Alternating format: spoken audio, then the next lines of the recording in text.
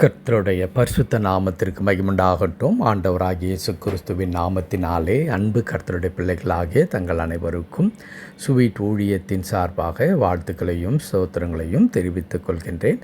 அப்போஸ்தலனாகிய பவுல் கொரிந்தியருக்கு எழுதின முதலாம் நிருபம் 15ஆம் அதிகாரம் 57வது வசனம். 1 கொரிந்தியர் 15ஆம் அதிகாரம் வசனம் 57. நம்முடைய கர்த்தராகிய இயேசு கிறிஸ்துவினாலே நமக்கு ஜெயம் கொடுக்கிற தேவனுக்கு ஸ்தோத்திரம். நம்முடைய கர்த்தராகிய இயேசு கிறிஸ்துவினாலே நமக்கு ஜெயம் கொடுக்கிற தேவனுக்கு ஸ்தோத்திரம். என் அன்பு கடவுளுடைய பிள்ளைகளே, நம்முடைய ஆண்டவர் நம்மை வெற்றி சிறக்க பண்ணுகிற கடவுள் என்று ரோமரில் இதே பவுல் குறிப்பிடுகின்றார். இங்கே மரணத்தின் மீது பாதாளத்தின் மீது வெற்றி என்று சொல்லி ஆண்டவர் நமக்கு ஜெயத்தை கொடுக்கின்ற கடவுளாக இருக்கிறார் என்பதை தொடர்ந்து தம்முடைய பிள்ளைகளுக்கு ஆண்டவர் வலியுறுத்தி கொண்டே வருகின்றார். ஆம், கடவுளுடைய பிள்ளைகளாகிய நாம் ஒவ்வொருவருக்கும் ஆண்டவர் ஜெயத்தை கொடுத்து நம்மை ஆசீர்வதிக்கின்ற ஆண்டவராக இருக்கிறார். ஜெயம் என்பது கடவுளிடத்தில் இருந்து வருகின்ற ஒன்று. குதிரை யுத்த நாளுக்கு ஆயத்தமாக்கப்படும், ஜெயமோ கர்த்தரால் வரும் என்று எழுதியிருக்கிறது. மனிதர்களுடைய பிரயாசங்கள், மனிதர்களுடைய முயற்சிகள், மனிதர்கள் எடுத்துக்கொள்ளுகிறதான எல்லா விதமான கஷ்டங்களிலும் காரியங்களை வாய்க்க செய்ய வேண்டுமென்றால் அது ஆண்டவருடைய கிருபை நிச்சயம் அவசியமாக இருக்கின்றது. கடவுளுடைய அனுகிரகம் இல்லாமல், கடவுளுடைய கிருபை இல்லாமல் நாம் எடுக்கின்ற எந்த ஒரு முயற்சிகளும் பரிபூர்ணமாக வெற்றி பெறுமா என்றால் ஒருவேளை அது நமக்கு வெற்றியை கொண்டு வரலாம். ஆனால் அந்த வெற்றியானது பரிபூர்ணமான ஒரு நிறைவான வெற்றியாக இருக்க முடியாது. ஆனால் அதே நேரத்தில் கடவுள் நம்முடைய முயற்சிகளை ஆசீர்வதிப்பாரானால் அந்த முயற்சியில் எவ்வளவு தடைகள் எழும்பினாலும், யார் பக்கத்தில் நின்றாலும் நிற்காவிட்டாலும், யார் உதவினாலும் உதவாக போனாலும் ஜெயம் என்பது கடவுளுடைய பிள்ளைகளுக்கு தானாக அல்லது நிச்சயமாக வரும். அதற்கு காரணம் என்னவென்றால் இங்கே பவுல் மிக அழகாய் சொல்லுகிறார், நம்முடைய கர்த்தராகிய இயேசு கிறிஸ்துவினாலே நமக்கு ஜெயம் கொடுக்கிற தேவனுக்கு ஸ்தோத்திரம். ஜெயத்தை கொடுக்கிறவர் கடவுள், ஜெயத்தை கொடுக்கின்றவர் நம்முடைய ஆண்டவர். அந்த ஜெயம் நமக்கு உறுதிப்படுத்தப்படுகிறது எத்தின் வாயிலாக? கர்த்தராகிய இயேசு கிறிஸ்துவின் வாயிலாக. எப்படி கர்த்தராகிய இயேசு கிறிஸ்துவின் வாயிலாக அது உறுதிப்படுத்தப்படுகிறது என்றால், கர்த்தராகிய இயேசு கிறிஸ்து நமக்காக தம்முடைய ஜீவனை கொடுத்து நம்மை மீட்டெடுத்திருக்கின்றார். அவர் நமக்காக மரித்தார் என்பது நம்முடைய பாவத்திலிருந்து, சாபத்திலிருந்து விடுவிப்பதற்காக, மோட்ச ராஜ்யத்தை கொடுப்பதற்காக என்ற ஒரே ஒரு இடத்தோடு அது முடிந்து போவதில்லை.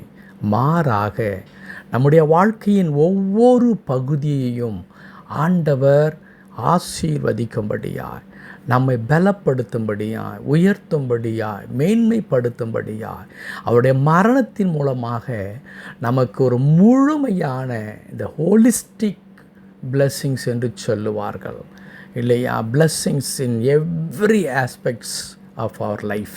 ஒவ்வொரு எல்லைகளிலும், ஒவ்வொரு பகுதிகளிலும் முழுமையாக அது உண்டாகும்படி தான் அவருடைய மரணம் நமக்கு ஒரு மாபெரும் அதிசயத்தை செய்திருக்கிறது. இன்றைக்கு இயேசு கிறிஸ்துவின் மரணம் என்பது பிசாசுவின் தலையை நசுக்குவதற்காக என்ற ஒரே ஒரு இடத்தோடு நிறுத்தப்படுவது அல்ல. இயேசு ஒரு மனிதனுக்காக மரித்தார். அந்த மனிதன் இயேசு கிறிஸ்துவின் மேல் விசுவாசம் வைத்து அவரை தன் சொந்த இரட்சகராக ஏற்றுக்கொள்கின்றார். அப்படி ஏற்றுக்கொள்ளும் பொழுது வாழ்க்கை என்னவாகிறது என்றால் அந்த மனிதனுடைய முழு பர்சனாலிட்டியும் மாறுகிறது. அதை யோவான் நற்செய்தி நூலில் மிக அற்புதமாய் சொல்லியிருக்கிறது. உலகத்தில் வந்து எந்த மனுஷனையும் பிரகாசிப்பிக்கிற ஒளியே அந்த மெய்யான ஒளி. எந்த மனிதனுக்குள்ளாக இயேசு கிறிஸ்துவனுடைய மரணத்தின் நோக்கம் நிறைவேறுகிறதோ அந்த மனிதனுடைய வாழ்க்கை எந்த நிலையில் இருந்தாலும் அந்த இடத்தில் இருந்து தானே கடவுள் அந்த மனிதனுடைய வாழ்க்கையை உயர்த்துகின்றார். இன்னும் பல வசனங்கள் அதற்கு சான்றளிக்கிறது. குப்பையிலிருந்து உயர்த்துகிற கடவுளாக இல்லையா, ராஜாக்களோடு அமர பண்ணுகின்ற ஆண்டவராய் இருக்கிறார் என்று நமக்கு வேதம் சொல்லித் தருகிறது. என் அன்பு கடவுளுடைய பிள்ளைகளை, இந்த வசனங்கள் எல்லாம் நமக்கு உணர்த்துகின்ற ஒரே ஒரு பாடம் இப்பொழுது வாசித்த அந்த வசனம்தான். இந்த உலகத்தில் கடவுள் நம்மை ஒரு வெற்றி நிறைந்த வாழ்க்கை வாழும்படியாய், ஜெயம் உள்ளவர்களாய், எல்லாவற்றையும் மேற்கொள்ளுகின்ற, எல்லாவற்றையும் தனக்கு அனுகூலமாக்கி கொள்ளுகின்ற அந்த மாபெரும் கிருபை இயேசு கிறிஸ்துவின் மூலமாய் நமக்கு உண்டாயிருக்கிறது. ஆகவே தான் நாம் சொல்லுகிறோம், நம்முடைய வாழ்க்கையில் இயேசுவானவர் மிக மிக அவசியம்.